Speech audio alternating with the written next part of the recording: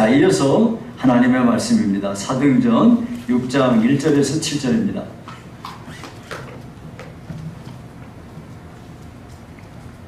사도행전 6장 1절에서 7절까지 제가 봉독해 드리겠습니다.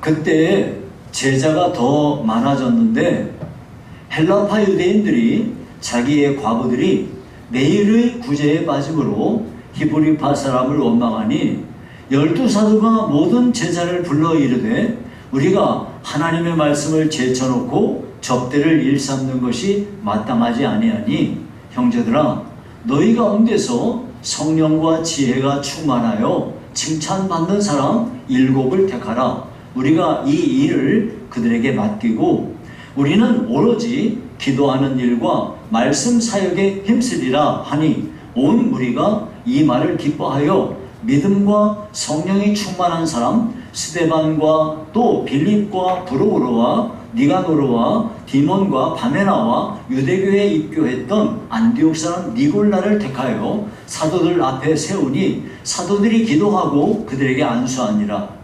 하나님의 말씀이 점점 왕성하여 예루살렘에 있는 제자의 수가 더 심히 많아지고 허다한 제사장의 무리도 이 도에 복종하니라. 아멘.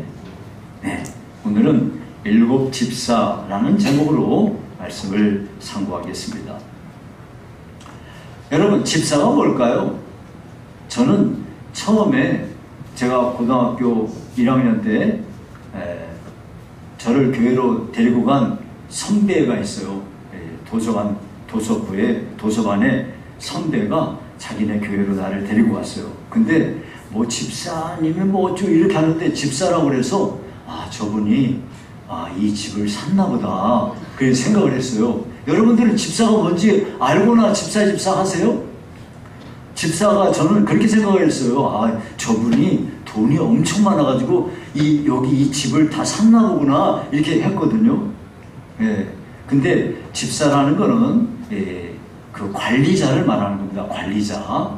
예. 그래서 우리 교회도 집사를 세우는 거는 이 교회가 해야 할 일들이 여러 가지 있지 않습니까? 또 뭐 예배만 드리는 것이 아니고 우리 교회에서 교회 나름대로 해야 할 여러 가지 일들을 감당하는 일에 있어서 이 교회를 관리해가는 그 관리자로서 세우는 사람이 집사입니다. 네. 근데 그 집사를 보다 더 세분화해서 보다 체계 있게 해주기 위해서 장로, 뭐 안수도 준 안수집사 세우고 서리집사 세우고 이런 식으로 하는 거예요. 네. 근데 초대교회 때는 딱 일률적으로 집사를 세웠던 겁니다.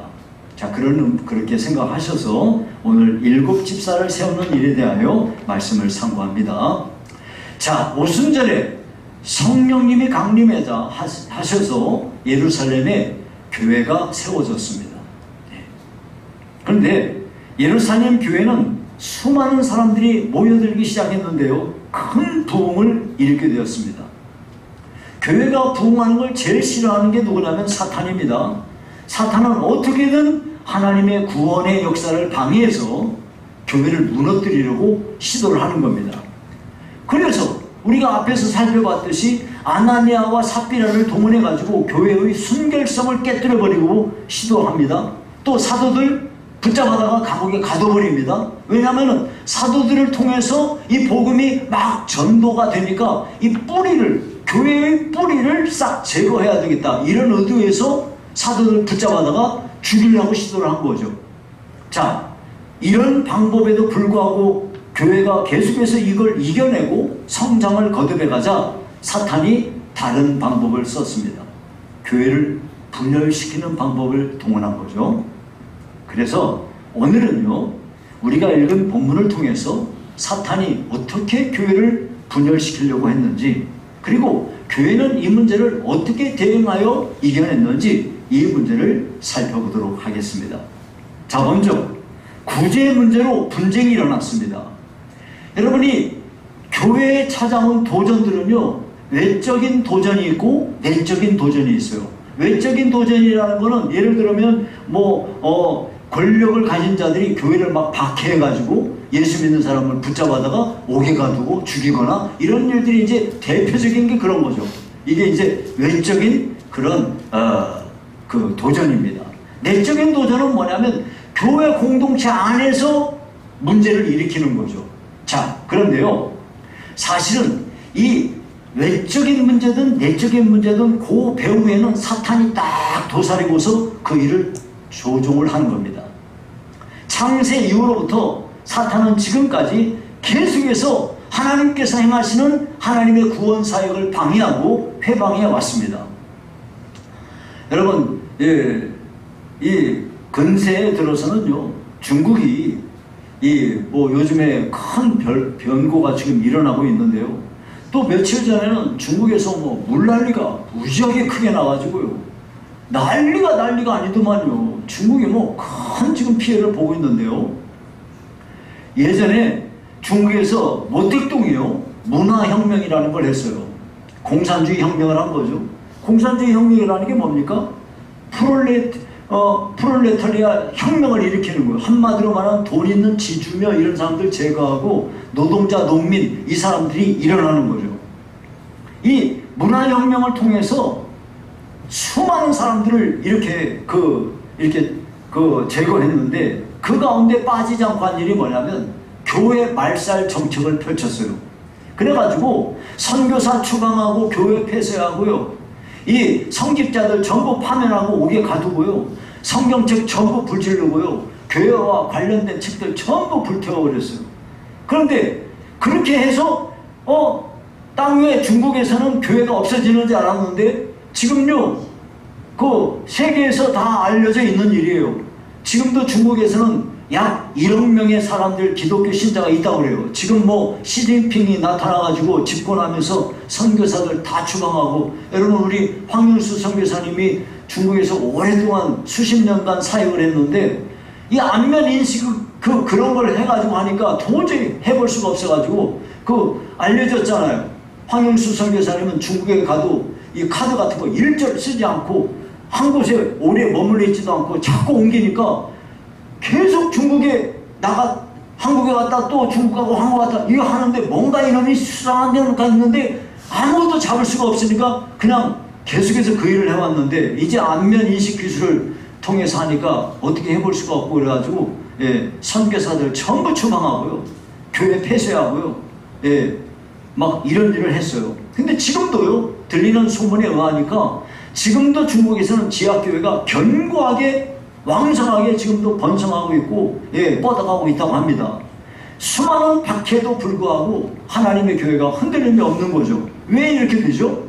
예수님이 이렇게 말씀하셨거든요. 마태복음 16장 18절에 내가 이 반석 위에 내 교회를 세우리니 음부의 권세가 이기지 못하리라. 그렇습니다.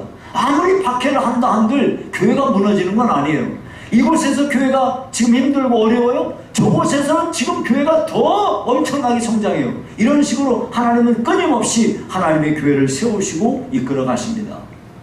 자, 이와 같이 외적인 도전을 이렇게 직면해 있는데 이런 걸 다 이겨내니까 이제 사탄이 그러면 한번 방법을 바꾸자 그래가지고 내적인 도전의 방법을 쓰게 된 겁니다.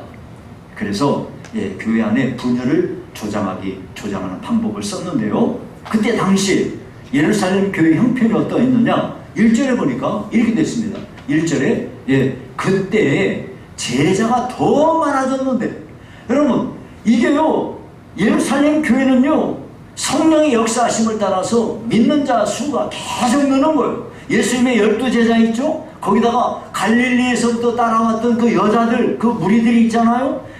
오순절날 성령 강림하실 때 120여 명의 사람들이 모여 있었어요. 이 사람들이 120여 명 사람들이 거기서부터 교회가 시작되는데요. 어떻게 합니까? 오순절 성령 강림하고서 베드로가 설교할 때 3,000명이 한 번에 회개합니다. 성전 미문에서 일어난 기적사건을 통해서 한 번에 5,000명이 회개합니다. 그 이후로도 많은 사람들이 기하급수적으로 교회에 모여들기 시작하니까요.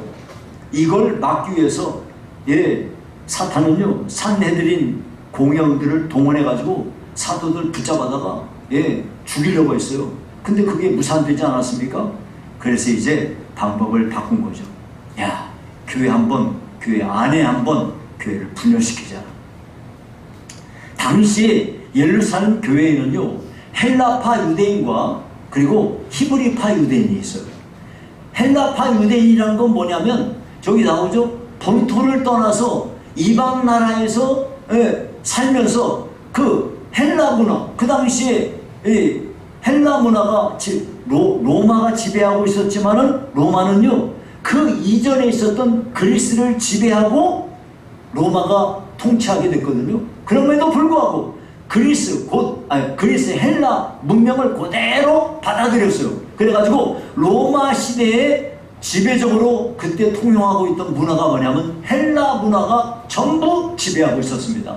그 헬라 문화권 안에서 살면서 그 영향을 받고 살다가 고국으로 돌아와서 예수 믿었어요. 그러니까 이 사람들은 원래는 유대인인데 혹은 유대인 부모 밑에서 태어난 그런 사람들인데 외국에서 살다가 이방 나라에서 살다가 고국 땅에 돌아와서 예수 믿은 사람이에요. 그러니까 이런 사람을 보고 헬라파 유대인이라 그러는 거예요. 그러면 히브리파 유대인은 뭐냐? 처음부터 유대 땅에서 태어나서 거기서부터 유대 문화 속에서 살다가 예수 믿은 사람들이에요. 그러니까 이 히브리파 사람들은 자동적으로 헬라파 유대인들을 뭐라 그럴까? 멸시했어요. 예. 예. 순종이 아니다 이거지. 예. 자, 이런 형편에 있었는데 교회 안에서 구제하는 일들이 구제를 계속 해왔습니다. 근데 문제가 발생했어요. 1절에 그때 제사가 더 많아졌는데 헬라파 유대인들이 자기의 과부들이 매일의 구제에 빠짐으로 히브리파 사람을 원망하니, 네, 당시 예루살렘 교회는 교인 수는 늘어나지만은 이걸 체계 있게 관리할 수 있는 행정 조직이라든가 이런 게 갖춰지지 않은 거예요. 그러다 보니까 사도들이 그런 일을 하고 있습니다. 예. 교회로 들어오는 헌금을, 이거 헌금 받아가지고 그 헌금 가지고 가난한 사람들, 과부들, 이런 사람들을 구제하는 일을 하고 있는데 이게 체계적으로 되어지지 않다 보니까, 예, 구제를 하면서 누구한테는 주고 누구한테는 안 주고 이런 일이 생긴 거예요. 근데 하다 보니까 어떻게? 히브리파 유대인인 과부들, 가난한 사람들한테는 돈을 주면서 헬라파한테는 안 주는 거야. 이게 한 번, 두 번 반복되니까 여기서부터 이제 분란이 일어나기 시작한 거죠. 여러분, 교회는요, 본질적으로 성령 안에서 모든 사람이 한 주, 한 하나님을 섬깁니다. 그러니까 믿음의 가족들이에요, 우리가. 그래서 교회에 우리가 나오시게 되면은 학벌 따지지 않죠. 저 사람이 돈이 있냐, 없냐, 부자냐, 가난하냐, 이런 거 안 따지죠. 저 사람 직업 여부 이런 걸 따지지 않습니다. 예, 이건 매우 중요한 일이에요. 여러분, 제가 이슬람 국가에서 이제 모스크에 가면은 전부 남자들이 모여가지고 거기서 이렇게 예배를 합니다. 그런데 이슬람 국가에서 거기서 독특한 현상은 뭐냐면은 이제 모스크에 딱 들어가면 이렇게 여기 우리 바닥에 그 타일가 있는 것처럼 딱 한 사람 들어갈 수 있는 칸이 딱딱딱딱 전부 쳐져 있어요. 예. 그래가지고 앞에서부터 딱 오면 나는, 여러분들은 지금 자유롭게 막 이렇게 앉으셨잖아요. 거기는 안 그래요. 앞에서부터 딱 하면 그 옆에 착착착착 이렇게 쓰는 거지. 내 옆에 누가 섰는데 저 사람이 옷이 허름하고 가난하니까 내가 좀 냄새 날 것 같으니까 내가 떨어, 이런 게 아니에요. 무조건 옆으로 딱딱딱딱 서는 겁니다. 그래서 모두가 다 전부 딱 쓰는 거예요. 이렇게 하니까 일단 모스크 안에 들어가면은 거기서는 무슨 아무런 차별이 없어요. 모두에게 평등합니다. 이게 이슬람 사람들에게 굉장히 매력적인 거예요. 우리는 안 그러죠. 교회 와가지고 만약에 어떤 사람이 좀 냄새 난다 그러면 대번에 불평 얘기합니다. 이 냄새 나는 사람 왜 어떻게 해야 되는 거 아니냐고 딱 합니다. 그렇죠, 여러분. 이 예배당에 와가지고 누가 나쁜 냄새 풍기면 진짜 참 참 정말 괴롭습니다. 여러분, 우리는 그래도 공간이 이 정도 좀 이렇게 약간 넓은데, 제가 3층에 있을 때 이 공간이 좀 작은데요, 거기에 어떤 여자분이 냄새가 막 죽을 지경이야. 냄새가 어떻게 독한지. 냄새가, 이 교회 나온 사람들이 다 고문입니다. 고문. 오징어 우리 집사람이 데려다가 씻기고 막 했는데 그래도 냄새가 나. 몸 속에서 냄새가 나는지, 야, 그거 정말 힘들더라고요. 물론 그런 거 있는데 이거 불평이 나오죠. 근데요, 이슬람 사람들은 그게 없어요. 이게 딱 돼 있습니다. 그게 참 정말 우리 교회도 그런 게 있으면 좋을 텐데요. 일단 성령 안에서 우리는 한 형제요 자매고, 교회 몸 대신 주님의 교회에 붙어있는 지체라는 것을 우리가 항상 기억하며 신앙생활을 해야 돼요. 그러니까요, 교회에서는요 텃세를 부리면 안 됩니다. 근데요, 우리도 모르게 텃세를 부려요. 이게 참, 텃세 부리면 안 돼요. 누구에게도 텃세를 부리면 안 돼요. 교회는. 주님께서 혹시 그분으로 변장해 가지고 오셨는지 어떻게 알아요? 감히 어떻게 우리가 누구를 텃세를 부린단 말이에요. 그걸 정말 주의하셔야 됩니다. 모든 성도에게 공정하게 해야 되죠. 그런데 지금 예루살렘 교회에 벌어지고 있는 일은요, 히브리파 유대인들이 헬라파 유대인들한테 텃세를 부리고 있는 거예요. 지금 이에 대해서 헬라파 유대인들이 거세게 반발하면서 자칫 교회가 분열할 위기까지 이런 상황을 맞이하게 된 겁니다. 사실 여러분, 우리가요 하나님이 기뻐하시는 교회를 이루기 위해서는 성령 안에서 우리가 하나됨을 힘써 지키셔야 돼요. 이런 일을 위해서는 교회가요 언제든지 믿지 않는 사람들에게도 교회 문턱이 높아서는 안 되고, 교회에 함께 출석하고 있는 교회 온 성도들 간에는 서로 이게 텃세를 부리면 안 돼요.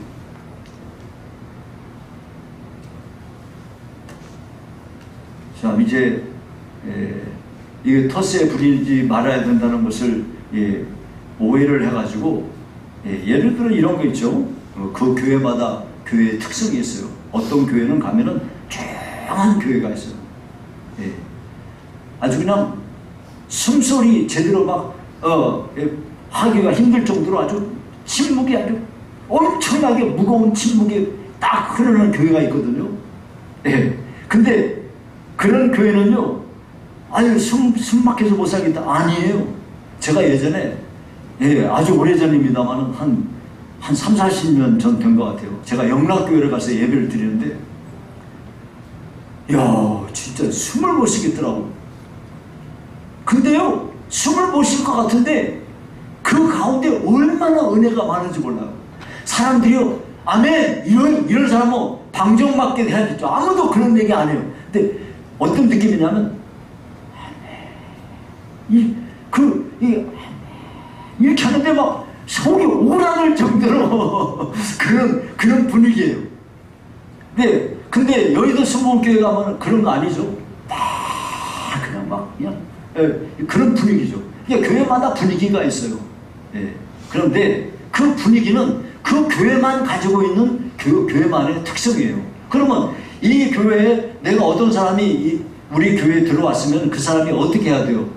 이 교회의 문화와 이 교회의 이런 것에 내가 이 교회를 출석해서 이 교회에서 내가 하고자 한다면 어떻게 해야 돼요? 누가 맞춰야 돼요? 그 사람한테 맞춰야 돼요? 그 교회에 내가 맞춰야 돼요? 당연한 거죠. 말할 필요가 없어요. 근데 예를 들어서 우리는 이제 새벽에 막 이렇게 우리 성도들이 몇 안 모이지만 모여가지고 나름대로 이렇게 기도를 하고 있는데, 어떤 분이 와가지고 새벽에 막 이렇게 하면 다른 사람은 아무도 기도를 할 수가 없잖아요. 그건 안 되는 거죠. 그 사람이 신뢰를 범하는 거죠. 그 사람한테 텃세를 부리는 게 아니라 그 사람이 지금 이 교회에 여태까지 세워진 교회 안에 주어진 모든 이 문화를 그 사람이 깨뜨려 버리는 거죠. 그걸 삼가야 되는 거죠. 그러면은 이제 우리가 서로 이해할 수 있겠습니다. 자, 그래서 지금 교회 안에 분란이 일어나게 된 겁니다. 이 문제가 벌어지자 교회는 이거를 어떻게 대처했냐면 집사를 세웠습니다. 이 상황 속에서 이 어려움을 어떻게 극복할까? 그래가지고 사도들이 우선적으로 딱 모였습니다. 그래서 2절에 이렇게 하게 됩니다. 12사도가 모든 제자를 불러 이르되 우리가 하나님의 말씀을 제쳐놓고 접대를 일삼는 것이 마땅하지 아니하니, 자, 12사도가 사람들 모아놓고 이렇게 말한 거 보니까 이렇게 말하기 전에 12사도가 어떻게 했어요? 우리 모이자 해가지고 모이면서 거기서 기도했겠죠.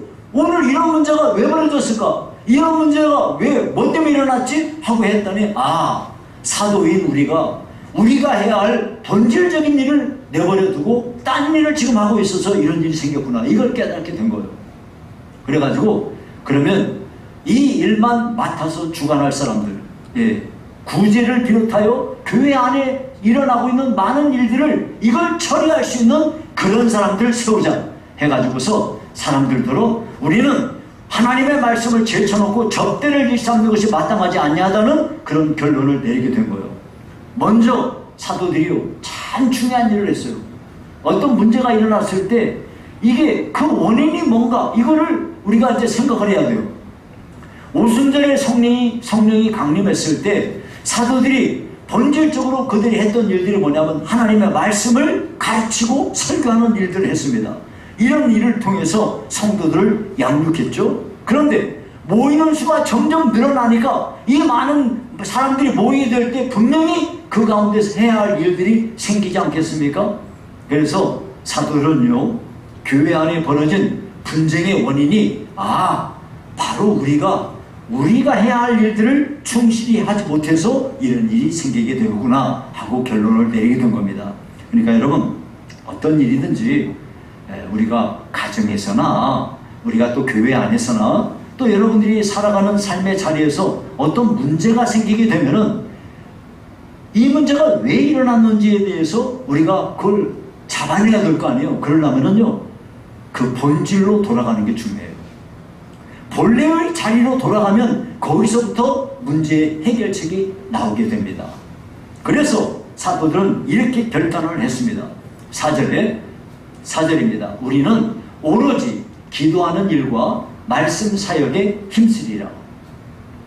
우리가 이 구제하는 일을 비롯해서 교회 안에 생기는 일들은 또 다른 사람들 세워서 그 사람들대로 하도록 하고, 우리는 오직 기도하는 일과 말씀 사역에 힘쓰겠다 하고 이렇게 결론을 내렸습니다.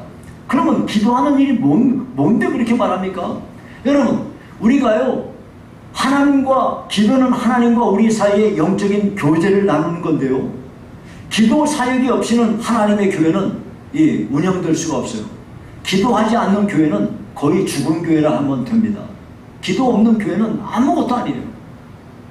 그냥 사람들의 모임에 불과한 거죠. 하나님과의 관계 속에서 모든 일이 진행돼야 되기 때문에 기도할 때 우리는 하나님의 뜻을 발견할 수 있게 되고, 기도할 때 순종할 능력이 생기고, 기도할 때 우리는 성령 받게 되고, 기도할 때 능력받아서 우리 삶의 변화가 일어나고 하나님께 영광을 돌리는 삶이 되는 겁니다. 그러니까 기도 없으면 전도도 꽝이에요. 기도 없으면 우리가요, 이 세상에서 그냥 예수 믿는 무늬만 있는 사람이지 아무것도 아닙니다. 예루살렘 교회가 여태까지 폭발적으로 성장하고 이렇게 할 수 있었던 것은 사도들이 하나님께 기도에 힘썼기 때문이죠. 여러분, 오순절날 성령을 받는 것도 성경에 보면 자세히 보면 뭐라고 하냐면 오로지 기도에 힘썼다는 거예요. 오직 기도하는 일에 집중을 했어요. 그러니까 우리가요, 하나님 앞에 이렇게 기도하는 일이 중요한 일이에요.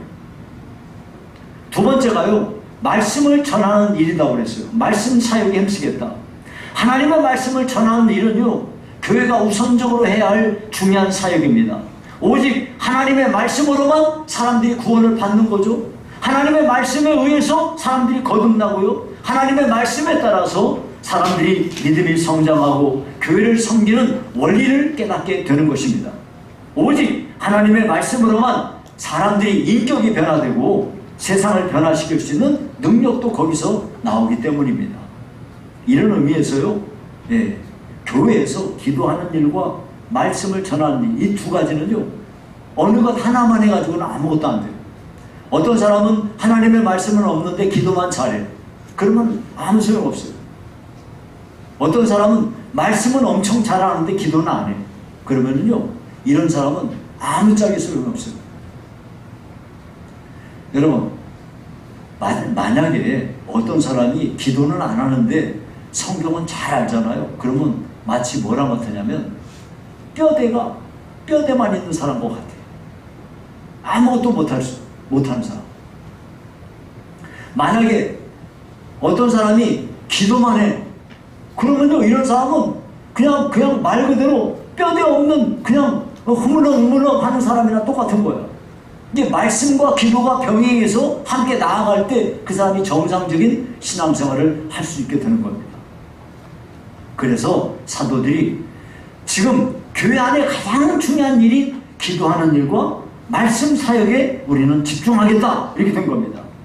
이렇게 하자 거기서부터 이제 교회에는 조직도 생기고 행정을 관리할 수 있는 이런 일이 생기면서 이게 교회가 더욱 힘차게 뻗어갈 수 있는 길이 열리게 된 겁니다. 여러분, 사실요, 기도와 말씀이 중요하지만 교회에서는요, 교회의 질서를 유지하고 교회의 모든 성도들이 함께 이 모든 일을 하기 위해서는 행정이 필요하고 조직이 필요합니다. 이런 것들은 교회의 본질적인 일은 아니라 할지라도 이거는 반드시 있어야만 되는 거예요. 만약에 이 교회가 행정적인 이런 일들을 하고 조직이 잘 정비가 되어 있지 않으면 그 교회는 어디를 가나 혼란스럽고 다 정말 무질서하고 하나님의 일을 감당해낼 수 없게 됩니다. 그런데 예루살렘 교회는 지금 이제 세계 열방을 향해서 하나님의 복음을 전해야 될 이런 사명을 가지고 있는 교회입니다. 이런 일의 핵심적인 일꾼들로 예수님께서 그의 제자들을 세우시는 거죠.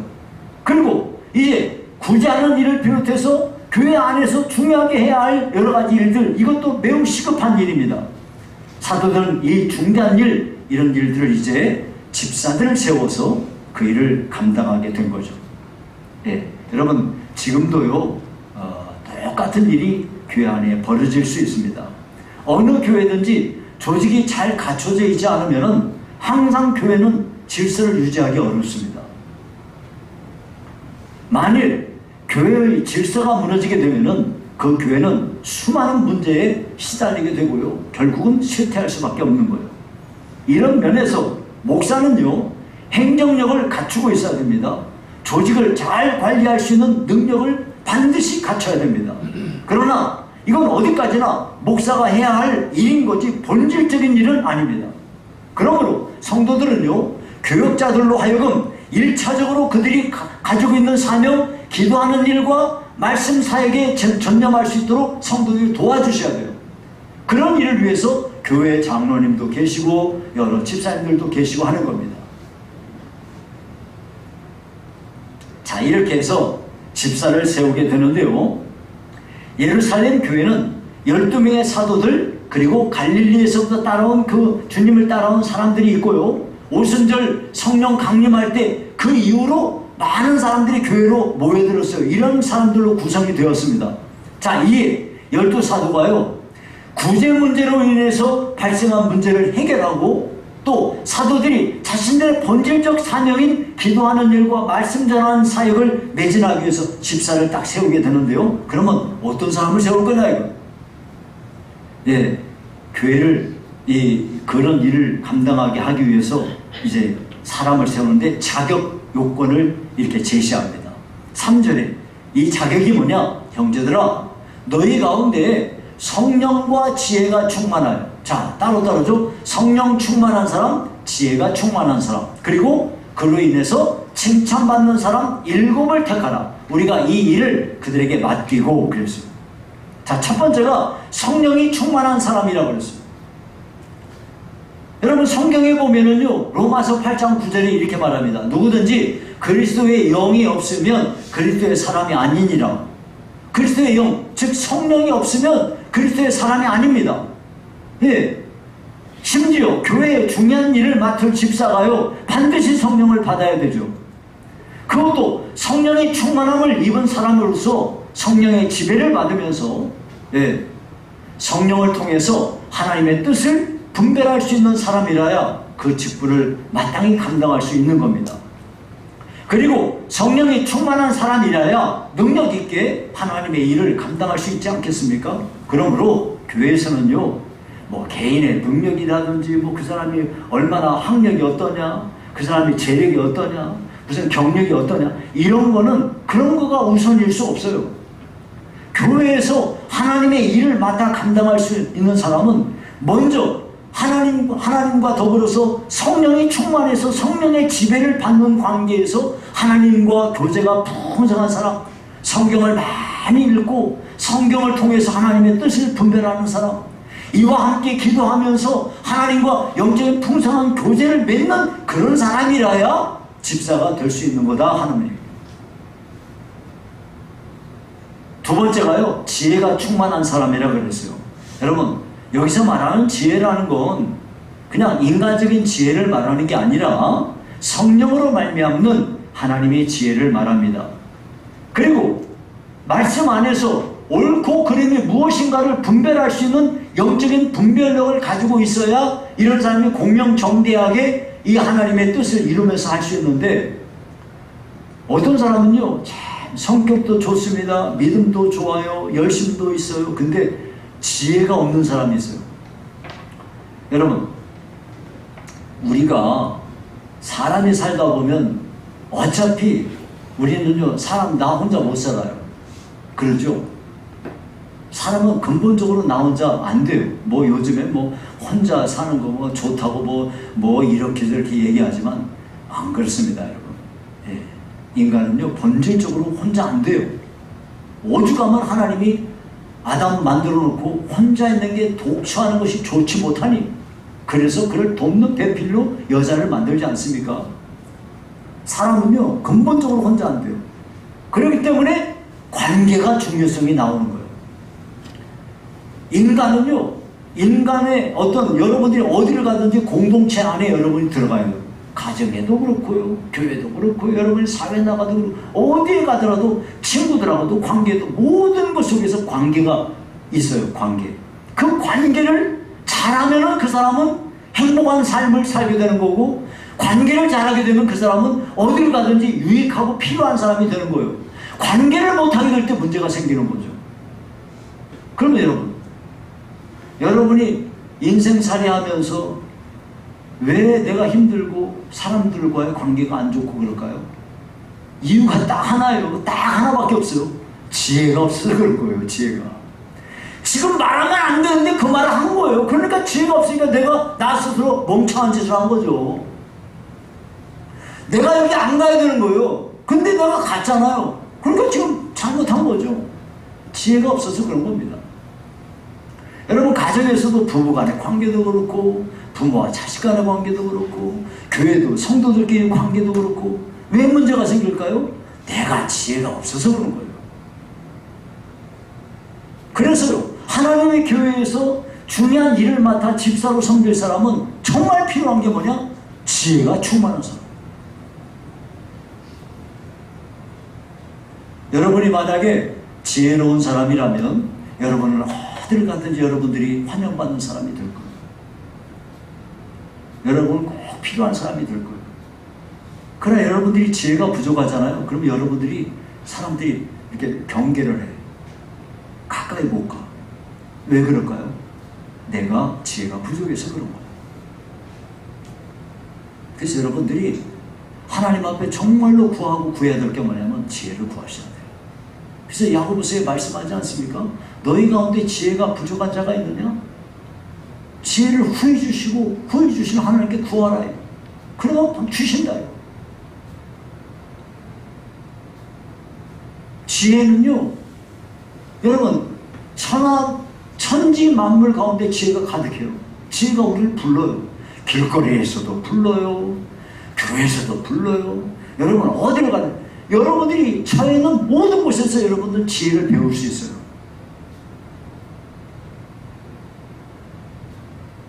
그래서 여러분, 우리가요 지혜로운 사람이 되어야 되는데, 특별히 영적인 지혜를 가진 사람이 누구냐면 영적인 분별력이 있는 사람, 옳고 그름이 무엇인가를 명백하게 구분할 수 있는 사람, 내가 나서야 될 때인지 내가 지금 침묵해야 될 때인지 이걸 구분할 수 있는 사람, 화해를 잘하는 사람, 이런 사람들이 바로 지혜로운 사람이죠.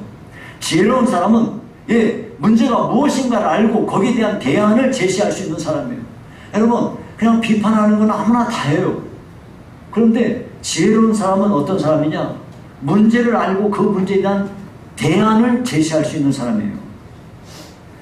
대안을 제시하지 못하면서 비판만 하면요, 이거는 문제가 돼요.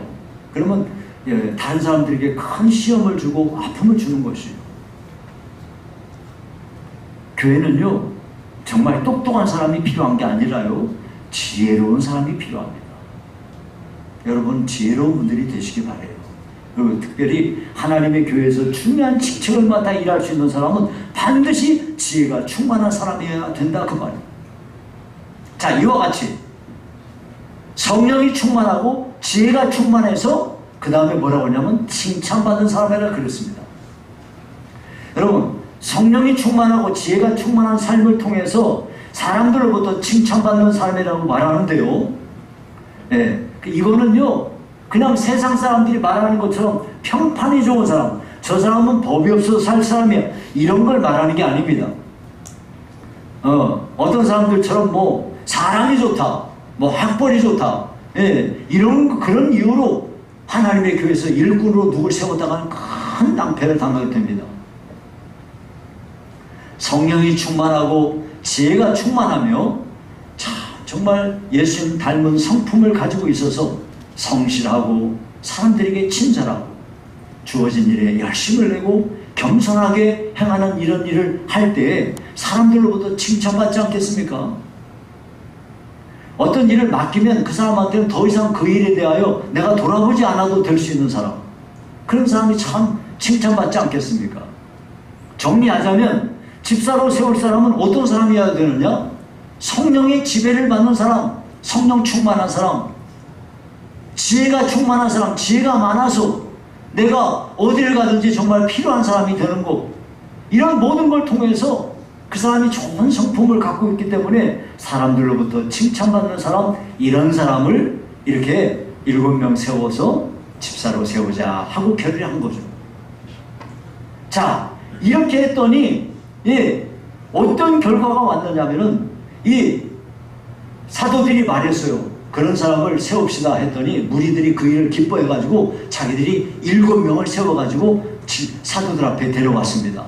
그래서 사도들이 그들에게 다 안수하고 12사도가 그들에게 안수하고 그들을 집사로 세우게 된 겁니다. 이렇게 되자 무슨 일이 벌어졌느냐? 7절에 보니까요, 7절입니다.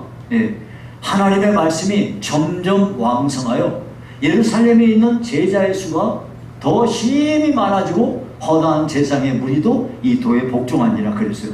먼저요, 말씀이 부흥하게 됐어요.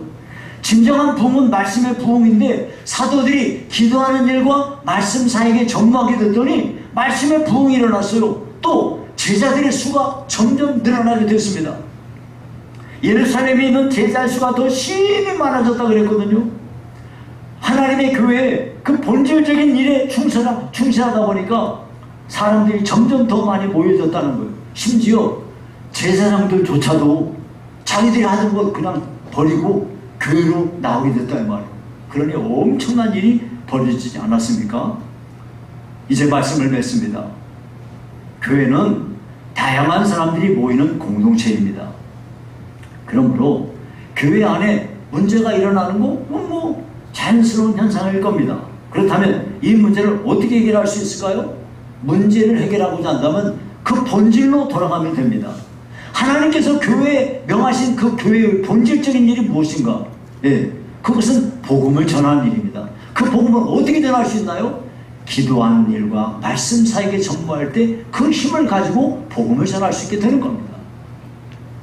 하나님의 말씀을 가르치는 일과 천국 복음을 전파하는 일, 성령의 역사를 통해서 영혼을 치유하고 육신을 치유하고 이런 일에 집중하게 된다면 교회는요, 그 교회는 잘 되는 교회가 될 것입니다. 이 중요한 일을 누가 감당할 수 있나요? 그 일을 위해서 지금 이제 성령과 지혜가 충만한 사람들, 칭찬받는 사람을 세우라고 했어요. 여러분, 그래서요, 우리 교회도, 여러분들이 이제 다 나름대로 여러분들이 교회를 맡아서 일하는 일꾼들이십니다. 자기에게 주어진 그 자리에서 여러분들이 정말 하나님의 일꾼으로서 사모할 일이 뭘까요? 하나님 앞에 성령 충만을 사모하는 겁니다. 여러분들이 지혜가 충만해지기를 사모하시기 바랍니다. 그렇게 해서 여러분들이 모쪼록 예수님을 닮은 성품의 사람이 되어 여러분들이 성실하시기를 바랍니다. 무슨 일을 하든지 마음을 다해서 주님께 하는 것처럼 성실히 행하고, 내게 주어진 책임에 대해서 끝까지 책임을 완수하고, 사람들에게 내가 한번 말한 것에 대해서 책임을 질 줄 알고, 이런 일들 할 때 여러분들은 인정받는 사람이 되고 하나님께 영광을 돌리는 사람이 될 것입니다. 그러면 여러분들 한 사람 한 사람이 그렇게 성령이 충만한 사람이요, 지혜가 충만한 사람이요, 사람들로부터 칭찬받는 사람으로 하나님의 교회를 섬기게 되면 여러분 때문에 교회는 당연히 부흥하게 될 것이에요. 하나님의 뜻을 이루는 복된 교회가 되게 될 것입니다. 꼭 이와 같은 복이 저와 여러분의 삶에 가득 넘쳐나시기를 주의 이름으로 축원합니다.